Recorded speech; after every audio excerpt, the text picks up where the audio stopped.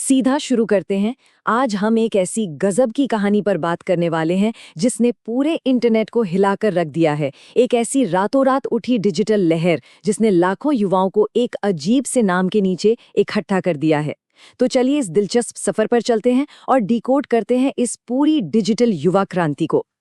जरा इस नंबर पर गौर कीजिए, 33 लाख। जी हाँ, 33 लाख से ज्यादा इंस्टाग्राम फॉलोअर्स, और वो भी महज 3 से 4 दिनों के अंदर। और बात सिर्फ फॉलोअर्स की नहीं है, इनकी ऑफिशियल वेबसाइट पर 2 लाख से ज्यादा रजिस्ट्रेशंस भी हो चुके हैं। मतलब बड़ी बड़ी राजनीतिक पार्टियों को सालों लग जाते हैं इतना सपोर्ट जुटाने में, और यहाँ ये सब कुछ ही घंटों का खेल था। सीरियसली, ये एक ऐसा वायरल एक्सप्लोजन है जिसे इग्नोर करना नामुमकिन है। अब यहाँ एक बहुत ही अजीब सवाल उठता है। आज की जेनजी जो अपनी ऑनलाइन इमेज और कूलनेस को लेकर इतनी पॉजिटिव रहते हैं, वो अचानक से खुद को कॉकरोच क्यों कहने लगी? मतलब कोई जानबूझकर खुद को तिलचट्टा क्यों कहेगा, जिसे अक्सर एक गाली या ताने की तरह इस्तेमाल किया जाता है? सच कहूं तो यही वो सस्पेंस है जो इस कहानी को इतना इंटरेस्टिंग बनाता है। तो सबसे पहले ये क्लियर कर लेते हैं कि ये कॉकरोच जनता पार्टी यानी सीजेपी आखिर है क्या। देखिए, इसके नाम में पार्टी जरूर लगा है, लेकिन ये चुनाव आयोग में रजिस्टर्ड कोई ट्रेडिशनल पॉलिटिकल पार्टी बिल्कुल नहीं है। आप इन्हें ईवीएम मशीन पर नहीं ढूंढ सकते। ये पूरी तरह से इंटरनेट पर जन्मा और युवाओं द्वारा चलाया जा रहा एक डिजिटल मूवमेंट है। इसकी पूरी लड़ाई सड़कों पर नहीं बल्कि स्मार्टफोन्स की स्क्रीन्स पर लड़ी जा रही है। और आपको जानकर हैरानी होगी कि इस पूरे इंटरनेट तूफान के पीछे किसी दिग्गज नेता का नहीं बल्कि एक स्टूडेंट का दिमाग है। इनका नाम है अभिजीत दिपके। ये फिलहाल अमेरिका के बॉस्टन में अपनी मास्टर्स की पढ़ाई कर रहे हैं। जरा सोचिए, मीलों दूर एक हॉस्टल के कमरे से सिर्फ एक गूगल फॉर्म और एक एआई जनरेटेड पोस्टर से शुरू हुई बात ने आज पूरे देश के युवाओं को एक साथ कनेक्ट कर दिया है। द ट्रिगर, अपमान से प्रेरणा तक। देखते हैं कि आखिर इस आग की चिंगारी कहाँ से भड़की। अक्सर बड़े आंदोलनों की शुरुआत किसी बात के चुभने से होती है। यहाँ भी कुछ ऐसा ही हुआ। आरोप है कि भारत के मुख्य न्यायाधीश यानी सीजेआई ने सोशल मीडिया पर सिस्टम की आलोचना करने वाले युवाओं की तुलना कथित तौर पर कॉकरोच और परजीवी यानी पैरासाइट से कर दी थी। अभिजीत को ये बात बहुत खटकी कि जहां से न्याय और अभिव्यक्ति की आज़ादी की उम्मीद होती है, वहीं से ऐसे शब्द आ रहे हैं। इसी फ्रस्ट्रेशन में उन्होंने एक व्यंग्यात्मक ट्वीट किया, एक एआई पोस्टर बनाया और बस जेनजी ने इसे हाथों हाथ ले लिया। एकदम परफेक्ट डोमिनो इफेक्ट। उस एक ट्वीट में सिर्फ एक लाइन थी, क्या होगा अगर देश के सारे कॉकरोच एक साथ आ जाएं? लेकिन इसी एक लाइन ने इतिहास रच दिया।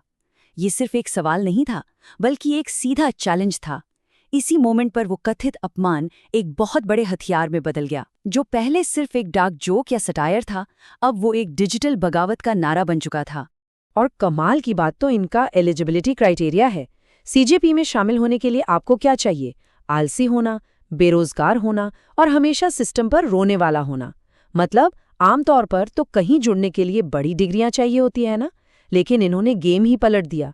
जिन शब्दों का इस्तेमाल सिस्टम उन्हें नीचा दिखाने के लिए करता था, युवाओं ने उसी को अपना बैज ऑफ ऑनर बना लिया। यही वो सार्केज़म था जिसने रातों रात लाखों लोगों को कनेक्ट कर दिया। तो अब आते हैं अगले हिस्से पर, मैनिफेस्टो, व्यंग्य के पीछे गंभीर मांगे। अगर आप ध्यान से देखें तो ये मूवमेंट 2 बिल्कुल अलग लेवल्स पर काम कर रहा है। सरफेस पर आपको बहुत ही मजेदार चीजें दिखेंगी, एआई वाले कॉकरोच, मीम्स और गजब का सोशल मीडिया ह्यूमर। लेकिन जैसे ही आप थोड़ा गहराई में जाएंगे तो आपको नजर आएगा युवाओं का असली गुस्सा, बेरोजगारी की फ्रस्ट्रेशन और सिस्टम की कमियों को लेकर एक बहुत गहरी नाराजगी। ये जो ह्यूमर और सीरियसनेस का कॉम्बो है ना, यही इस कहानी की सबसे बड़ी यूएसपी है। अब सबसे क्रूशल पॉइंट पर आते हैं। सीजेपी का एक प्रॉपर मैनिफेस्टो भी है और इनकी मांगें बेहद गंभीर हैं। हम यहाँ निष्पक्ष रूप से उनकी मांगों को रख रहे हैं। सबसे बड़ा मुद्दा है नीट और सीबीएसई एग्जाम्स में हो रहे पेपर लीक और छात्रों की आत्महत्याएं, जिसके चलते ये मौजूदा शिक्षा मंत्री को हटाने की मांग कर रहे हैं। इसके अलावा जजों को रिटायरमेंट के बाद सरकारी पद न देने की बात हो रही है ताकि न्यायपालिका स्वतंत्र रहे। बिना किसी देरी के 33% महिला आरक्षण लागू करने और राजनीतिक दलबदल के लिए ईडी और सीबीआई जैसी एजेंसियों का इस्तेमाल बंद करने की भी कड़ी मांग की गई है। मतलब मीन्स अपनी जगह हैं, लेकिन मुद्दे बिल्कुल रियल और हार्ड हिटिंग हैं। अब बढ़ते हैं इसके इम्पैक्ट की तरफ। द रिपल इफेक्ट, एक विकेंद्रीकृत या डिसेंट्रलाइज्ड भविष्य। ये मूवमेंट अब पूरी तरह से ऑर्गेनिक तरीके से फैल चुका है। अब ये सिर्फ अभिजीत के कंट्रोल में नहीं है। देश के अलग-अलग राज्यों में युवाओं ने खुद ही इसकी कमान संभाल ली है। सीजेपी पश्चिम बंगाल, सीजेपी महाराष्ट्र, सीजेपी आंध्र प्रदेश, ऐसे तमाम स्टेट लेवल चैप्टर्स बन गए हैं जिन्हें वहां के लोकल युवा खुद रन कर रहे हैं। ये पूरी तरह से एक इंडिपेंडेंट और डिसेंट्रलाइज्ड वेव बन चुकी है। और सच बताऊं तो अब ये सिर्फ एक ट्रेंडिंग हैशटैग नहीं रह गया है, लोगों के इमोशंस जुड़ गए हैं इससे। अभिजीत को ऐसे डायरेक्ट मैसेजेस मिल रहे हैं कि भाई तुमने हमें एक उम्मीद दी है, अब पीछे मत हटना।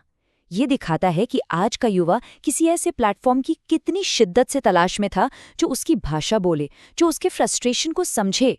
ये जो इमोशनल इन्वेस्टमेंट है ना, ये वाकई हैरान करने वाला है। वैसे इस पूरी चर्चा में एक और फैक्ट सामने रखना बहुत जरूरी है, और वो है फाउंडर का पॉलिटिकल बैकग्राउंड। देखिए, अभिजीत दिपके 2020 से 2022 के बीच आम आदमी पार्टी से जुड़े हुए थे, ये एक फैक्ट है। हालांकि उनका साफ तौर पर कहना है कि फिलहाल वो किसी भी राजनीतिक दल से नहीं जुड़े हैं, और ये कॉकरोच जनता पार्टी अब पूरी तरह से पब्लिक और देश के युवाओं की अपनी मूवमेंट बन चुकी है। ये बैकग्राउंड कॉन्टेक्स्ट जानना इस पूरी पिक्चर को समझने के लिए काफी इंपॉर्टेंट है। तो आखिर में ये पूरी कहानी हमें एक बहुत ही सोचने वाले मोड़ पर लाकर खड़ा कर देती है। क्या ये कॉकरोच जनता पार्टी बस इंटरनेट का एक और बबल है, एक ऐसा सोशल मीडिया ट्रेंड जो कुछ हफ्तों में गायब हो जाएगा? या फिर क्या हम भविष्य की एक नई राजनीतिक ताकत को जन्म लेते हुए देख रहे हैं जो आगे चलकर सिस्टम को अपनी बात सुनने पर मजबूर कर देगी? ये एक ऐसा सवाल है जिसका जवाब वक्त ही देगा। लेकिन एक बात तो तय है, युवाओं की इस डिजिटल आवाज में वो दम है जो किसी को भी सोचने पर मजबूर कर दे। इस दिलचस्प चर्चा में हमारे साथ जुड़ने के लिए बहुत बहुत शुक्रिया। ऐसे ही कुछ नया और सोचने पर मजबूर करने वाला जानने के लिए मिलते हैं अगली चर्चा में।